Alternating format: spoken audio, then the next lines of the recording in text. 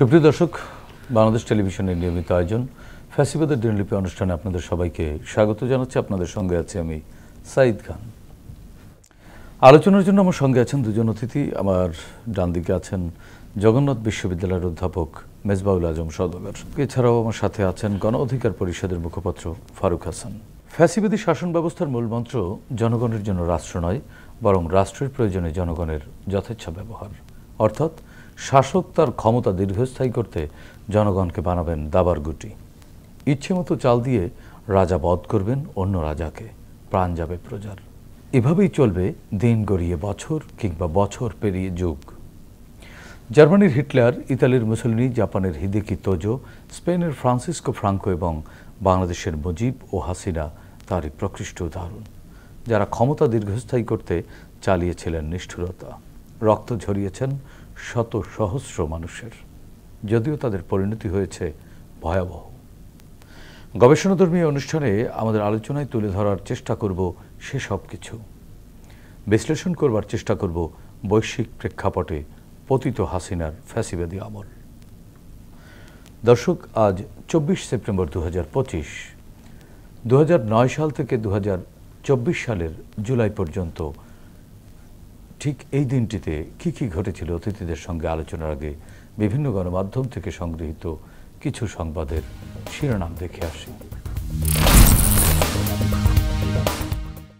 2010 66 সাংসদ ফ্ল্যাট বরাদ্দ নিয়েও থাকেন না। 2011 হরতাল সমর্থকদের উপর পুলিশের অমানবিক নির্যাতন। 2012 তারা মহাজোট নয় মহাচোর, মহাসমাবেশে খালেদা জিয়া। 2014 বঙ্গবন্ধু প্রধানমন্ত্রীকে কটূক্তি করায় 7 বছরের কারাদণ্ড।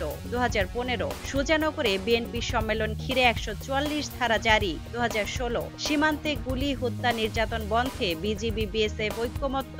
2017 বিএনপি জনপ্রিয় বলে সরকার সমঝোতা চায় না। 2018 21 আগস্ট গ্রেনেড হামলা, পুরোটাই প্রহেলিকা রিজভি। 2019 যুবলীগের শাওন সম্রাটের ব্যাংক তলব। 2021 কথায় কথায় হাত চালান সাংসদ শওকত হাসানুর রহমান। 2023 মাদারীপুরে মুক্তিযুদ্ধ মঞ্চের সভাপতিকে কুপিয়ে জখম।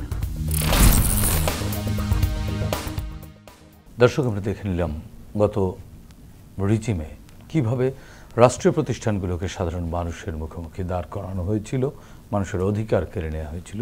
এসব বিষয় নিয়ে আলোচনা শুনবো অতিথিদের মুখ থেকে। শুরুতেই যাচ্ছি প্রফেসর মেজবাউল আজম। একটি সংবাদের শিরোনামে আমরা দেখছি 2012 সালের একটি খবর। আজকের এই দিনে তারা মহাজোট নয় মহাচোর, মহাসমাবেশে খালেদা জিয়া এই কথা বলেছিলেন। 2012 সালের এই উক্তি, মাত্র 3 বছরের মধ্যে এই উক্তিটি করেছিলেন। বাস্তবতা কিন্তু 24 পর্যন্ত আমরা যখন এসেছি তখন কিন্তু এটিই দেখেছি। বেগম খালেদা জিয়াকে যে এখন আমরা বলছি বর্তমান প্রেক্ষাপটে যে উনি এখন আর কোনো দলের নেত্রী হিসেবে নাই, উনি দেশের অভিভাবক হিসেবে আমাদের সামনে আবির্ভূত হয়েছেন। এখন এখান থেকে কিন্তু আমরা তার দূরদর্শিতা এবং তিনি কতটা তার দেশপ্রেম এবং দেশ নিয়ে কত স্বচ্ছ চিন্তা তিনি করেছিলেন, এটার একটা সুস্পষ্ট কিন্তু প্রতিচ্ছবি আমরা কিন্তু দেখতে পাচ্ছি। তো সেই রিপোর্টে আমরা দেখছি যে কিভাবে টাকাগুলো পাচার হয়েছে বাংলাদেশ থেকে। এবং আপনি একটু ভাবতে পারেন যে এই টাকাটা যদি দেশে থাকতো, তাহলে আজকে বাংলাদেশের যে জিনিসগুলো দিয়ে মানুষকে উন্নয়নের নামে উন্নয়নের একটা ভুল ধারণা মানুষের কাছে প্রচার করা হয়েছিল, যে উন্নয়ন মানে বোঝায় হচ্ছে এরকম মেট্রো রেল বানানো, এরকম সেতু বানানো, মেগা প্রজেক্ট নেয়া, মানে কসমেটিক ডেভেলপমেন্ট যেটাকে আমরা একাডেমিক্যালি বলি, এইটা দিয়ে এটা বোঝানো হয়েছিল। কিন্তু মূলত আসলে এটা কি, একটা ফ্যাসিবাদী শাসক যখন টাকা তাকে চুরি করতেই হবে, কারণ তার টিকে থাকার মূল অক্সিজেন হচ্ছে তার দেশি বিদেশি যে চক্র, সিন্ডিকেট, সেই চক্রকে সবসময় তাকে খুশি রাখতে হয় এবং খুশি রাখতে গিয়ে তাদেরকে এই সুযোগগুলো দিতে হয়, এটা তাকে করতেই হবে। তাহলে এই টাকা যে পাচার হলো এবং এই টাকাটাকে লেজিটিমাইজ করার জন্য, জনগণকে ভুল বোঝানোর জন্য এই মেগা প্রজেক্টগুলো নেওয়া হয়েছিল। প্রত্যেকটা ফ্যাসিবাদী শাসক কিন্তু এই ধরনের মেগা প্রজেক্টে আশ্রয় নেয়। একটা ব্রিজ বানায় চমৎকার লাল নীল লাইট দিয়ে জনগণকে বোঝাবে, দেখেন কত সুন্দর ডেভেলপমেন্ট করেছি, এত সুন্দর দেশ। হ্যাঁ, আপনি এখনো দেখবেন ব্রিজও তো দরকার আছে, ব্রিজ দরকার আছে, কিন্তু তার বলে এটা উন্নয়নের একমাত্র বিষয় তো না। ওইটা দেখায় তো আপনি বলতে পারেন না আমরা অনেক উন্নয়ন করেছি। ব্রিজ দরকার নেই এটা তো বলে না। উন্নয়নের কমপক্ষে 50-60টা ক্রাইটেরিয়া আছে, তার মধ্যে এটা একটা। মানে বেসিক ক্রাইটেরিয়া। তাহলে আপনাকে যদি আমি বলি উন্নয়নের বেসিক ক্রাইটেরিয়া, হ্যাঁ উন্নয়নের বেসিক ক্রাইটেরিয়া আছে অনেকগুলো ক্রাইটেরিয়া, একটা বলা যাবে না, আমি 4-5টা যদি বলি তাহলে হচ্ছে প্রথম ক্রাইটেরিয়া হচ্ছে গভর্নেন্স, গুড গভর্নেন্স এনশিওর করতে পেরেছেন কিনা, নাম্বার 1। মানুষ স্বাস্থ্য সেবা পাচ্ছে কিনা, নিরাপদ পানি পাচ্ছে কিনা, তারপর অফিসে গিয়ে সে করাপশনের মুখোমুখি হচ্ছে কিনা। অফিস বলতে কি বোঝায়, ওই যে গ্রামের ইউনিয়ন লেভেলের যে এসি ল্যান্ড অফিস, তারপর ইউনিয়ন ভূমি অফিস থেকে শুরু করে সচিবালয় পর্যন্ত প্রত্যেকটা জায়গায় মানুষ সেবা পাচ্ছে কিনা, স্বাস্থ্য সেবা পাচ্ছে কিনা, সে নিরাপদ পানির ব্যবহার, তারপরে আপনার মাতৃসেবা পাচ্ছে কিনা, এরকম অসংখ্য আমি আপনাকে বলতে পারবো। এগুলো হচ্ছে উন্নয়নের ক্রাইটেরিয়া। এগুলো কি ছিল না? আপনি দেখেন ইন্ডিকেটর বের করে দেখেন যে কি অবস্থা ছিল এগুলো, দুর্নীতি কোন পর্যায়ে গিয়ে পৌঁছেছিল। আপনি এসি ল্যান্ড অফিসে যান, ভূমি অফিসে যান, ইউনো অফিস, ডিসি অফিস থেকে শুরু করে সচিবালয় পর্যন্ত একটা একটা করে অফিসে যান, প্রত্যেকটা অফিসে কীভাবে মানুষ সেবা পায় তাদের সাথে কথা বলেন। তারপর ডিস্ট্রিবিউশন অফ রিসোর্সেস রাষ্ট্রের কীভাবে হচ্ছে, ডিস্ট্রিবিউশনের ধরেন যে কাজ, ঠিকাদারি কাজ কে পাচ্ছে, একটা সিন্ডিকেটের হাতে বন্দী ছিল, পাওয়ার সেক্টরের কাজগুলো কে পেয়েছিল, বড় বড় যে কন্ট্রাকচুয়াল কাজগুলো ছিল, মেগা প্রজেক্টগুলো, এগুলো কে পেয়েছে, এগুলো কি ওপেন কোনো কিছু হয়েছে? তো প্রত্যেকটাই ছিল তার ফ্যাসিবাদী শাসনকে লেজিটিমাইজ করার জন্য হয়েছে। যে কে পেয়েছে সেটা কি বড় কথা, মুখ্য? কে পেয়েছে এখানে, এটাই তো গভর্নেন্স। মানে রাষ্ট্র আপনি হয়ে উঠবেন কখন, রাষ্ট্র হয়ে ওঠার জন্য কতগুলো ক্রাইটেরিয়া আছে। আপনার নাগরিককে সমান সুযোগ সুবিধা দিতে হবে। রাষ্ট্রের প্রধান যে বিষয়টা নিয়ে বিতর্ক সৃষ্টি হয় একটা রাষ্ট্রে, distribution of resources and power এবং রিসোর্স সে কীভাবে ডিস্ট্রিবিউশন করতেছে among the citizens, that is vital, that is politics. Faruk Hasan, একই বিষয়ে প্রফেসর মেজবা তিনি 0 নাম্বার দিবেন সকল ইন্ডিকেটরে, আপনার ব্যাখ্যাটা কেমন হবে? বেগম খালেদা জিয়া 2012 সালে মহাজোটকে যে জাতীয় মানে মহাচোর বলে অভিহিত করেছেন, এটা আসলে বিগত 15-16 বছরের যে আওয়ামী দুঃশাসন এবং তাদের যে লুটপাট তন্ত্র, এই লুটপাট তন্ত্র পর্যালোচনা করলে কিন্তু তখন মহাজোট সরকারে তখন জাতীয় পার্টিও ছিল, জাতীয় পার্টি 14 দল, মানে আওয়ামী লীগের লেসপেন্সার যারা, এই লুটপাটের মধ্যে আসলে আওয়ামী লীগের সহযোগী, আওয়ামী লীগের পৃষ্ঠপোষক থেকে শুরু করে সবাই তো মানে এটা ভোগ করছে মহাজোটে। সুতরাং এটা এককভাবে আওয়ামী লীগকে আমরা বলছি না, আওয়ামী লীগের সহযোগী যারা প্রত্যেকেই আসলে ওয়ার্কার্স পার্টিকে বলি, হ্যাঁ অবশ্যই সবাইকে বলতে হবে, গণ আজাদি লীগ কেন বলবো না, যারা আওয়ামী লীগের সহযোগী প্রত্যেকেই এই লুটপাটের ভাগীদার। আপনি এককভাবে খালি আওয়ামী লীগই করেছেন, আওয়ামী লীগ 100 টাকা খাইলে 10 টাকা ধরেন যে ওরাও খেয়েছে, সুতরাং ওদেরকে আমরা এই লায়াবিলিটির বাইরে রাখবো, এই ধরেন যে দোষীর জায়গাটার বাইরে রাখবো, এটা হতে পারে না, প্রত্যেকেই দোষী। মানে যেমন আমরা এই সাম্প্রতিক সময় আপনি খেয়াল করেছেন কিনা, পুলিশের নির্যাতন বললে একজনের মাথার উপরে আমরা ফেলি, যেমন ডিবি হারুন, সে প্রতীকী, কিন্তু আপনি দেখেন সিম্বলিক, কিন্তু দেখেন ওই সময় ডিএমপি কমিশনার বা এডিশনাল কমিশনার, জয়েন্ট কমিশনার, ইতিমধ্যে যারা গ্রেপ্তার হয়েছে, এটা সবাই কিন্তু সমানভাবে অপরাধী। তো আওয়ামী লীগ কিন্তু তার আমরা আশপাশটা বাদ দিয়ে দিচ্ছি কেমন করে? এটা আসলে কি, এটা মানে কৌশলগত কারণে এখন নানান রাজনৈতিক দলগুলো তাদের রাজনৈতিক যে পলিটিক্যাল বেনিফিট যেটাকে বলে আর কি, সেই জায়গা থেকে অনেকেই মনে করছে ভোটের চিন্তা করে, নির্বাচন, নানান সামগ্রিক চিন্তা ভাবনা থেকে হয়তো ওই বিষয়গুলোকে কেউ স্কিপ করে একটা চিন্তা করে। বেগম খালেদা জিয়া 2012 সালে, তার মানে আওয়ামী লীগ ক্ষমতায় আসছে 2009 সাল, তিনি কিন্তু 3-4 বছরের মাথায় এই কথাটি বলেছেন। তখনও কিন্তু এত মহা লুটপাট শুরু হয় নাই, মানে লুটপাট চলছিল, বাট এত প্রকট আকারে কিন্তু হয় নাই। বিগত 15 বছর যেভাবে আওয়ামী লীগ লুটপাট করে দেশের হাজার হাজার কোটি টাকা বিদেশে পাচার করেছে, তো সেই জায়গা থেকে বেগম খালেদা জিয়া আসলে কি পরিমাণ দূরদর্শী হলে তিনি ওই সময়ে এই উক্তিটি করেন। এবং তিনি কিন্তু আসলে মানে আগামী 10 বছর আওয়ামী লীগ ক্ষমতায় থাকলে কিভাবে এই দেশটাকে ফোকলা বানিয়ে দিবে তার একটা আলামত পেয়ে কিন্তু তিনি এই উক্তিটি করেছিলেন, যে এরা মহাচোর। তো বাস্তবতা আমরা পেয়েছি, আসলে আমাদের প্রফেসর সাহেব বললেন যে মহা প্রজেক্টের নামে কিভাবে মহা লুটপাট করেছে, কিভাবে দেশের হাজার হাজার কোটি টাকা লুটপাট করে বিদেশে পাচার করেছে, ইত্যাদি ইত্যাদি। এগুলো নিয়ে আসলে বলতে গেলে আমাদের ইতিহাসের পাতা একবারে একটার পরে একটা ফিল আপ হতেই থাকবে। এখন বিষয়টা হচ্ছে এই যে বিগত 15 বছর যারা আওয়ামী লীগকে টিকিয়ে রাখলো, যারা আওয়ামী লীগের এই ফ্যাসিবাদের সুবিধাভোগী হলো, 5 আগস্টের পরে ঠিক তার উল্টো চিত্র আমরা কেন আসলে দেখতে পাচ্ছি? এই যে আজকে আপনি বলছেন যে আমরা মানে পুলিশের নির্যাতন মানে ডিবি হারুন, শুধু তো ডিবি হারুন করে নাই, পুলিশের টপ টু বটম প্রত্যেকে এই নির্যাতনের অংশীজন ছিল, প্রত্যেকে এই নির্যাতন চালিয়েছে। গোপালগঞ্জের প্রচুর কর্মকর্তার নাম ভুলে গেছি। প্রশাসনের কথা যদি বলি, ওই সচিবালয় থেকে শুরু করে একবারে ইউনো পর্যন্ত প্রত্যেকে কিন্তু এই পাইপলাইনের অন্তর্ভুক্ত, প্রত্যেকে এই ফ্যাসিবাদের ধরেন যে এক একটা স্টেট। রাজনীতিবিদরা তো মনে করেন জীবন অনিশ্চয়তায় চলে গিয়েছিল, কেউ গুম হয়ে গিয়েছিল, অনেকে আজও ফেরেনি। তাদের স্যাক্রিফাইস আর এই প্রশাসনে আমলাদের এই স্যাক্রিফাইস, এই দুইটা স্যাক্রিফাইসকে তো মুখোমুখি করা ঠিক হবে না। আমি মুখোমুখি করছি না, আমি জাস্ট একটা এক্সাম্পল দিয়ে বোঝানোর চেষ্টা করছি। সবচাইতে বড় স্যাক্রিফাইস করেছে রাজনৈতিক দলগুলো বিগত সময়ে। রাজনীতিবিদরা যে কষ্ট, ত্যাগ, স্যাক্রিফাইস করে এই নতুন বাংলাদেশ আগামীর প্রজন্মকে উপহার দেওয়ার জন্য এরকম একটি গণঅভ্যুত্থান ঘটালো, বিপ্লব ঘটালো। এই বিপ্লবের পরে এরকম এক বাংলাদেশ দেখার জন্য তো আমরা এত স্যাক্রিফাইস করি নাই, রাজনীতিবিদরা করে নাই। আমি এই জিনিসটা বোঝানোর জন্যই বলছি যে এই যে রাজনীতিবিদরা বছরের পর বছর কারাগারে কি একটা কষ্টের জীবন তারা সেখানে কাটিয়েছে। বিএনপি লক্ষ লক্ষ নেতাকর্মী, শত শত হাজার হাজার মামলার আসামি। বিএনপির অসংখ্য নেতাকর্মীকে ক্রস ফায়ার দেওয়া হয়েছে, জামাতের অসংখ্য নেতাকর্মীকে গুম করা হয়েছে, গণ অধিকারের অসংখ্য নেতাকর্মী বছরের পর বছর কারাগারে তারা দিন কাটিয়েছে। এই যে আমাদের এত স্যাক্রিফাইস, আমি নিজেও অসংখ্যবার জেলে গেছি, কারাগারে গেছি, একটানা 15 দিন রিমান্ডে ছিলাম। এখন আমরা আসলে একটি নতুন বাংলাদেশের স্বপ্ন নিয়ে লড়াই চালিয়ে যাচ্ছি। আগামী ফেব্রুয়ারিতে নির্বাচন হবে। এই নির্বাচনটা অবশ্যই অবাধ, সুষ্ঠু, নিরপেক্ষ হতে হবে এবং নির্বাচনের মাধ্যমে যাতে এই যে গণতান্ত্রিক লড়াইয়ের যে নতুন বাংলাদেশ বিনির্মাণের আমাদের অগ্রযাত্রা, এই অগ্রযাত্রা যাতে কোনোভাবেই বাধাগ্রস্ত না হয় সেদিকে আমাদের খেয়াল রাখতে হবে। এই জায়গায় যদি বাধাগ্রস্ত হয় তাহলে ওই যে বিগত ফ্যাসিবাদ আবারও পিছনে ফিরে যাবে, ওরা আবার ধরে যে জেকে বসবে। ইতিমধ্যে শুরু হয়েছে ওদের কর্মকাণ্ড, ওদের কার্যক্রম নানাভাবে দেশকে বিপদে ফেলার জন্য কিন্তু শুরু করেছে। নির্বাচন বিলম্বিত করা, নির্বাচন যাতে যথাসময়ে না হয়, ইত্যাদি ইত্যাদি। এই আলামতগুলো কিন্তু ইতিমধ্যে আপনারা দেখতে পাচ্ছেন। মেজবা ভাই, আপনার কাছ থেকে একটু শুনে আসি। ফারুক বললেন যে যাদেরকে দায়িত্ব দেওয়া হয়েছে তাদেরকে 5 মার্কস দিবেন।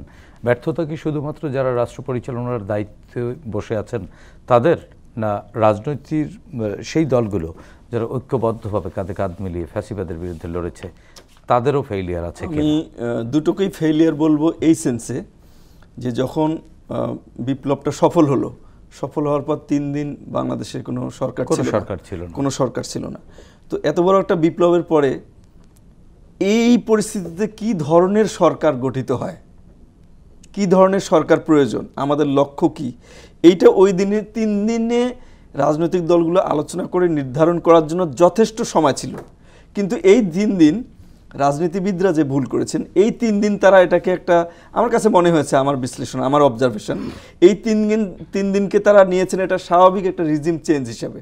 এটা যে এত বড় একটা বিপ্লব, এত বা বিপ্লব না বলেন, যদি গণ অভ্যুত্থান বলেন, যাই আপনি বলেন, এই ন্যাচারের কোনো গভর্নমেন্ট গঠিত হয়নি। কেন হলো না? তো রাজনীতিবিদদের রোলটা কি, এখানে কি আলোচনা করেছে আমরা এখন জানতে পারি। ওই সময় তারা কিন্তু মনে হয় না ঐক্যে থাকতে পেরেছে, না পারে নাই তারা। মানে একেবারে অভ্যুত্থানের পরে এই জায়গায় আমি রাজনীতিবিদদেরকে আমি এটা দায়ী করব। ধরেন যে আমাদের ফারুক সাহেবরা সরাসরি ওনাদের চোখের সামনে ওনাদের বন্ধু, ওনাদের সহকর্মীদের রক্ত ঝরেছে, তার ফিলিংস, আর যে টিভি রুমে বসে রিমোট টিপসে আর দেখছে আন্দোলন, তার ফিলিংস দুইটাকে এক। তাহলে যে টিভি রুমে বসে দেখেছে সে গিয়ে ওখানে উপদেষ্টা হয়েছে, সে তো গণ অভ্যুত্থানের চেতনাকে ধারণ করবেন, এটা স্বাভাবিক। সে এটাকে স্বাভাবিকভাবে আবার বেশ কয়েকজন উপদেষ্টা কিন্তু সরাসরি রাস্তায় লড়েছেন। এদের মধ্যে আমি কয়েকজনের সাথে নিজেও রাস্তায় পেয়েছি, তাদের নাম বলতে চাচ্ছি না, অন্যরা কষ্ট পাবেন হয়তো। হ্যাঁ, না এটা ঠিক আছে, আমি তো সবাইকে বলছি না, কয়েকজন তো সরাসরি বিপ্লবের সাথে লড়েছে। বাকিগুলো এই যে যারা সুশীল, বাংলাদেশে সুশীল মানে কি? আমি সরাসরি বলবো, সুশীল মানে আওয়ামী লীগ। সুশীল মানে এই যে 15 বছরের গুম, খুন, নির্যাতনে এক শ্রেণীর সুশীল আছে কোনো দিন কোনো প্রতিবাদ করে, অপরচুনিস্ট। এক শ্রেণীর সুশীল চুপ করে থাকে, তারপরে যখন দেখে তত্ত্বাবধায়ক সরকার ব্যবস্থার জন্য আলোচনা হচ্ছে, তখন এরা নিরপেক্ষ হিসাবে আবির্ভূত হয়। হোয়াট ইজ নিরপেক্ষতা? এই বিপ্লবে যারা অংশগ্রহণ করে নাই, রাষ্ট্রের প্রশ্নে নিরপেক্ষ থাকা যায় কোনো সুযোগ নেই। আমি মনে করি এটা একটা ভেগ কনসেপ্ট। এটা খালেদা জিয়া বহু আগে বলছিল যে পাগল আর শিশু ছাড়া কেউ নিরপেক্ষ নয়।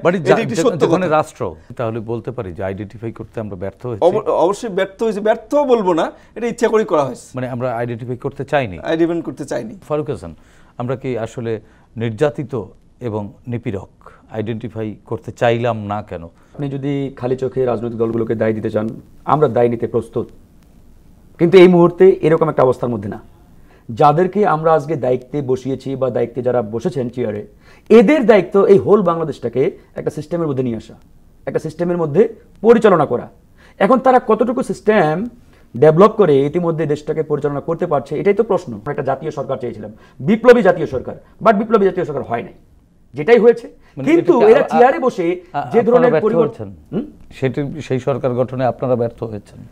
সেই সরকার গঠনে আমরা ব্যর্থ হয়েছে এটা বললে আসলে শতভাগ ঠিক হবে না, তবে আমাদেরও কিছুটা দায় আছে। সামগ্রিকভাবে ওই সময় যে স্টেকগুলো কাজ করেছে, প্রত্যেকটা স্টেক দায়ী। নির্বাচন আসলে ডিলে করার কোনো সুযোগ নেই। কারণ এটা ডিলে করতে গেলেই ঝামেলা বাড়বে, দেশ বিপদের দিকে ধাবিত হবে। নির্বাচন চাই। এখন নির্বাচন নিয়ে নানান কথা, নানান আলোচনা সমালোচনা। আমরা কি বলছি যে নির্বাচন খালি হলেই হবে না। বিগত সময়ে খাতা কলমে 12টা নির্বাচন হয়েছে, বাট 12টা নির্বাচন হওয়ার পরেও জনগণের বাংলাদেশ কিন্তু এই 54 বছরের বিনির্মাণ হয় নাই। কেন হয় নাই এটা কিন্তু আরেক আলোচনা। এই জন্যই আমরা বলছি যে আগামী নির্বাচন অবশ্যই ফ্রি অ্যান্ড ফেয়ার হতে হবে এবং এই নির্বাচন এতটাই অবাধ সুষ্ঠু হতে হবে জনগণ যাতে নির্ভয়ে নির্বিঘ্নে তাদের পছন্দ মতো প্রার্থীকে গিয়ে কেন্দ্রে গিয়ে তারা ভোটাধিকার প্রয়োগের মাধ্যমে বাছাই করতে পারে। এরকম একটা নির্বাচনের স্বপ্ন আমরা দেখছি। বিগত 12টা নির্বাচনের আমি বলি যে আপনি মানে একেবারে নির্বিঘ্নে সবাই ভোট দিতে পারবে। যারা আওয়ামী লীগকে ভোট দিত, আওয়ামী লীগের যারা ভোট, একটা ভোট ব্যাংক তো আছে, অবশ্যই আছে, তারাও ভোট দিতে যেতে পারবে নির্ভয়ে। আওয়ামী ভোটারদেরকে আপনি নিষিদ্ধ ঘোষণা করছেন? আচ্ছা আচ্ছা, ভোটারদের তো নিষিদ্ধ করেন নাই। যারা আওয়ামী লীগের রাজনীতি করে আওয়ামী লীগের রাজনৈতিক কার্যক্রমের উপরে আপনি একটা ইনজাংশন দিয়েছেন, ইন্টারিম ইনজাংশন। আওয়ামী সমর্থক যারা, ভোটার যারা, এদেরকে তো উচ্ছেদ করে নাই, তারা অবশ্যই ভোট দিবে। এখন কথা হচ্ছে তারা কোথায় ভোট দিবে, কোথায় ভোট দিবে। এখন আমার যেটা ধারণা, আওয়ামী লীগ এবং আওয়ামী লীগের যারা দোসর ছিল, জাতীয় পার্টি 14 দল, এখন আপনি যদি জাতীয় পার্টি এবং 14 দলকে সেই স্পেসটা দেন আগামী নির্বাচনে অংশগ্রহণের, তাহলে 100% তারা তাদেরকেই দিবে আওয়ামী লীগের সহযোগী হিসাবে। এখন তাদেরকে আমরা আসলে সুযোগটা দেব কিনা এটা রাজনৈতিক একটা প্রশ্ন। আপনি তো এখন 14 দলকে, 14 দলের মধ্য থেকে একটি দলের কার্যক্রম নিষিদ্ধ করেছেন, আরো 13টি দল আছে, তারাও তো নির্বাচনে থাকবে। 14 দল না, মহাজোটের মধ্যে একটা দলের কার্যক্রম নিষিদ্ধ হয়েছে। মানে 14 দল জাতীয় পার্টি আওয়ামী লীগ মিলে মহাজোট ছিল, হ্যাঁ, একটা দলের কার্যক্রম স্থগিত করেছেন, নিষিদ্ধ না। অন্য 15টা দল তো রয়ে গেছে, তারা তো নির্বাচনে আসবে না। আমি এই জন্যই বলছি, ধরেন 14 দলের মধ্যে যে দলগুলো রয়েছে এগুলো কার্যত পক্ষে খুব একটা ফাংশনেবল না, আবার গুনার মধ্যেও না, ওয়ান ম্যান পার্টি। আবার আপনি ছেড়েও দিতে পারেন না, আবার ছেড়েও দিতে পারেন না, যেহেতু আমি ছাড়ছি না, মূল স্টেক নাই, আওয়ামী লীগ নেই, তারা বিকল্প হিসেবে অন্য যে কোনো প্ল্যাটফর্মে চলে আসবে। ধরেন 14 দলের কোনো দলেরই সক্ষমতা নেই সারা বাংলাদেশে 20টা ক্যান্ডিডেট দেওয়ার, একমাত্র সক্ষমতা হচ্ছে জাতীয় পার্টির কিছুটা, তাও আবার শতভাগ বলবো না। এখন আমার প্রশ্ন হচ্ছে, আপনি যদি জাতীয় পার্টিকে ওই স্টেকটা দেন বা ওই সুযোগটা দেন, ওই ছাড়টা দেন যে আগামী নির্বাচনে জাতীয় পার্টি অংশগ্রহণ করতে পারবে, কার্যতপক্ষে আওয়ামী লীগ আগামী নির্বাচনে অংশগ্রহণ করতে পারবে না, ওদের নিবন্ধন ইতিমধ্যে স্থগিত, নির্বাচন মানে তারা করবেও না, ওরা বাদ। হ্যাঁ, এখন জাতীয় পার্টি আগামী নির্বাচনে যদি এই সুযোগটা পাই তাহলে কি হবে? ধরেন এই যে আমি ধরে নিলাম আওয়ামী লীগের ভোট ব্যাংক বিলো 10%, ধরে নিলাম, এটা বেশি হতে পারে, কম হতে পারে, আমরা 5% ধরে নিলাম 5%। এখন এই 5% ভোট ব্যাংক কার পিছনে কাজ করবে? জাতীয় পার্টির পিছনে। আবার ধরেন এই যে নির্বাচনের হোল প্রসেস, হোল মেকানিজম, এই মেকানিজমটা ডিল করে কে? পুলিশ, প্রশাসন, সেনাবাহিনী যদি দায়িত্বে থাকে, আর অন্যান্য যে স্টেকগুলো। এখন আপনি খালি চোখে দেখেন তো, এই প্রশাসনে এখন পর্যন্ত কার লোক বেশি? শেখ হাসিনা বিগত 17 বছর বা 15 বছর এই যে প্রশাসনটাকে সেট আপ দিয়েছে, যেভাবে ঢেলে সাজিয়েছে, এখান থেকে এই সরকার এসে কি 5% চেঞ্জ করতে পারছে? পারে নাই। ধরে নিলাম 5%, but 95% under control by Hasina still now. Police একই অবস্থা। এই পুলিশ, এই প্রশাসন যখন দেখবে যে আমাদের লেয়ার এখানে নিযুক্ত বা আমাদের ধরেন যে স্পেস এখানে কাজ করছে, বা আমাদের পার্টি, জাতীয় পার্টি সুযোগ পাচ্ছে নির্বাচনের, হোল মেকানিজম জাতীয় পার্টির পিছনে কাজ করবে। এবং আওয়ামী লীগের ভোট ব্যাংক সব মিলিয়ে দেখবেন জাতীয় পার্টি একটা খেলা এখানে খেলে দিয়েছে, ভারতীয় পরিকল্পনায় জাতীয় পার্টি দেখবেন যে বেরোয় আসছে। বেরোয় আসলে কি হবে? আওয়ামী লীগ আবার কামব্যাক করবে, হাসিনা কামব্যাক করবে। হাসিনা কামব্যাক করলে আবার কি হবে? ধরেন যে এখানে যদি বিএনপিও সরকার গঠন করে, আমার ধারণা বলে, আমার সিক্স সেন্স বলে, আমার অ্যানালাইসিস বলে, 2-3 বছরও বিএনপির গভর্নমেন্টকে তারা সুস্থভাবে সঠিকভাবে দেশ পরিচালনা করতে দেবে না, নানাভাবে ডিস্টার্ব দিবে। এখন ধরেন বিএনপি কিন্তু 15-16 বছর ক্ষমতার বাইরে, 17 বছর, এই 17 বছরে top to bottom Awami League সেটা দিয়েছে। আপনার কনস্টেবল থেকে আইজি আওয়ামী লীগের লোক। এখন বিএনপি গভর্নমেন্ট এসে কি করতে পারবে? ধরেন যে 3-4-5 লেয়ার থেকে নিচ থেকে একজনকে আইজি বানাবে। কনস্টেবল তো আর আইজি বানানো যায় না। হয়তো বিএনপি ভালো সৎ দেশপ্রেমিক ছাত্রদের ধরে যে রিক্রুট করবে, কিন্তু ওরা তো আর 2 দিনে আইজি হবে না। 5 লেয়ার নিচ থেকেও তুলতে গেলে ওটা কিন্তু আওয়ামী লীগের প্রোডাক্ট, মনে রাখতে হবে। সুতরাং এরা সুস্থভাবে বিএনপিকে দেশ চালাতে দেবে না। এই জন্য বিএনপি যেহেতু বড় দল, আপকামিং পাওয়ার পার্টি হিসাবে সম্ভাবনার জায়গায় তারা 1 নম্বরে। এই জায়গায় বিএনপিকে এই থিঙ্কটা করতে হবে যে এই ফ্যাসিবাদের দোসরদেরকে আমরা এই সুযোগটা দেবো কিনা। এই সুযোগ যদি আমরা দেই তাহলে কিন্তু এখানে একটা ব্লান্ডার পরিস্থিতি তৈরি হবে। এখন অনেকে এখানে প্রশ্ন তুলছে জামাতকে নিয়ে একটা রিজার্ভেশন ইত্যাদি। আমরা একটু মেজবাউল, আমি 30 সেকেন্ড শেষ করব। এই জামাত আর জাতীয় পার্টি এই প্রশ্নে আমাদের যাওয়া যাবে না। আমাদের প্রশ্ন একবার স্ট্রিক্ট থাকতে হবে যে আওয়ামী ফ্যাসিবাদের দোসরদের প্রশ্নে আমরা রিজিড, ওদের কোনো স্পেস দিব না। এরপরে আপনি অপশনে নিয়ে আসেন, জামাত আছে, অন্যান্য দলগুলো আছে, এখান থেকে আপনি বেছে নেওয়ার সুযোগ আছে, যাকে খুশি তাকে বেছে নিতে পারবে। মেজবা ভাই, ফারুকের বক্তব্যের রেশ ধরে আপনি যদি কিছু বলতে চান। ফারুক ভাইয়ের বক্তব্যের সাথে আমি সম্পূর্ণরূপে একমত হয়ে একটা জিনিস শুধু অ্যাড করবো আর কি। এই যে অনেক রাজনৈতিক নেতৃবৃন্দের কাছে জাতীয় পার্টি বিষয়ে আমরা একটা পারসেপশন শুনতে পাচ্ছি, নট অনলি জাতীয় পার্টি, ফারুক হাসান কিন্তু ওয়ার্কার্স পার্টি যা 14 দল সহ, ওগুলো যদি ওয়ান ম্যান পার্টি ওগুলো আমি বাদ দিলাম। না, ওয়ান ম্যান পার্টি কখন মাল্টি হয়ে যায় বলা তো যায় না। আচ্ছা ঠিক আছে, ওগুলোর কোনো গ্রহণযোগ্যতা জনগণের, গ্রামের মানুষজন এগুলোকে ওই বাম আদর্শ আর ওই বাম চিন্তা আর মার্ক্সীয় ব্যাখ্যার গ্রামের মানুষের সাথে 4 পয়সার কোনো দাম নেই এবং এখনকার যে ইয়াং জেনারেশন তাদের কাছে ওই মার্ক্সীয় ব্যাখ্যার, রাষ্ট্রীয় সমস্যার সমাধানের মার্ক্সীয় ব্যাখ্যার 4 পয়সা কোনো দাম নেই। আমি একাডেমিক পয়েন্ট অফ ভিউ থেকে বলতেছি। আচ্ছা, আমি যে বিষয়টা বলবো সেটা হচ্ছে নেতাদের কাছে অনেক কথা শুনতেছি অনেকেই, যে তাদেরকে নির্বাচনে অংশগ্রহণ করতে দিবেন না, তাদেরকে কি আপনি সাগরে ফেলে দিবেন? ভাই, সাগরে ফেলে দেওয়ার কথা তো বলা হচ্ছে না, বলা হচ্ছে ফ্যাসিবাদের দোসররা নির্বাচনে অংশগ্রহণ করতে দিবে না। তার মানে তো বলা হয়নি যারা আওয়ামী লীগ এবং ফ্যাসিবাদের দোসর তারা ভোট দিতে যেতে পারবে না, এটা তো বলিনি। তারা বিভিন্ন রাজনৈতিক দলের নির্বাচনী না ভোট দিক, হ্যাঁ না ভোট দিবে, তারা প্রয়োজনে না ভোট দিবে। তাহলে কেন এই কথাটা বলা হচ্ছে? এই জায়গায় আপনাকে হাত দিতে হবে। কেন বলা হচ্ছে? তাদেরকে কি আপনারা সাগরে ফেলে দিবেন? প্রাসঙ্গিক করা হচ্ছে। হ্যাঁ, কেন? এটা তো প্রাসঙ্গিক করা, নরমালাইজ করার চেষ্টা। ফ্যাসিবাদকে ফিরে আসার যে প্রসেসটা, এই প্রসেসটাকে নরমালাইজ করার চেষ্টা, এই প্রসেসটা যে কঠিন হয়ে গেছে এটাকে নরমালাইজ, সহজীকরণের একটা চেষ্টা। এটা তো বলা হচ্ছে না যে তারা ভোট দিতে যাইতে, সবাই ভোট দিতে যাবে। ফ্যাসিবাদের দোসররা ইলেকশনে পার্টিসিপেট করতে পারবে না, তাদের ওই বাঙালি জাতীয়তাবাদের নামে হিন্দুত্ববাদী আদর্শ নিয়ে তারা এখানে আসতে পারবে, ভারতীয় এজেন্ডা এখানে বাস্তবায়ন করে। ফারুক ভাই চমৎকার বলেছেন, জাতীয় পার্টিকে আপনি দেন, প্রত্যেকটা ফ্যাসিবাদী শক্তি তাদের সমস্ত শক্তি ব্যয় করে তাদের পিছনে লেগে পড়বে। তারপর কি হবে? তারা একটা পার্লামেন্টে একটা বিরাট একটা শক্তি নিয়ে চলে যাবে। এই বিরাট শক্তিকে কাজে লাগায় ভারত তার সমস্ত পরিকল্পনা এই দেশে বাস্তবায়ন করবে, আওয়ামী লীগ আবার এই দেশে ফিরে আসবে। সুতরাং কোনোভাবেই এই ভুল পথে আমাদেরকে পরিচালিত হওয়া যাবে না। আপনি ফ্যাসিবাদী বিরোধী আন্দোলন করলেন সবাই মিলে একসাথে, সবাই তখন আপনারা খুব ভালো ছিলেন। এখন আপনি নতুন বয়ান নিয়ে আসতেছেন, ও খারাপ ও খারাপ, এটা বলে আপনি একজন ফ্যাসিবাদের দোসরকে আপনি বলতেছেন যে এটা খুব ভালো, ওরে আমরা চাই। জি, নিশ্চয়ই রাজনৈতিক দলগুলোর মধ্যে সেই রিয়ালাইজেশন চলে আসবে। ধন্যবাদ মেজবা ভাই, ধন্যবাদ ফারুক হাসান, আপনাদের দুজনকে। প্রিয় দর্শক, 24-এর ছাত্র জনতার গণ অভ্যুত্থান পৃথিবীর ইতিহাসে নতুন পরিচিত করেছে বাংলাদেশকে। জনগণ শাসকের শোষণ নয়, চায় স্বচ্ছতা ও জবাবদিহিতামূলক রাষ্ট্র ব্যবস্থা, যার মাধ্যমে রাষ্ট্রে তাদের অধিকার নিশ্চিত হবে, প্রজা থেকে হয়ে উঠবেন নাগরিক। আসুন নতুন এই বাংলাদেশকে আমরা নাগরিক বান্ধব হিসেবে গড়ে তুলি, সাধ্যমতো ভূমিকা রাখি দেশ ও জাতি গঠনে। দর্শক, দেখা হবে আগামী পর্বে নতুন অতিথির সঙ্গে। ততক্ষণ পর্যন্ত ভালো থাকুন, সুস্থ থাকুন, বাংলাদেশ টেলিভিশনের সঙ্গেই থাকুন। খোদা হাফেজ।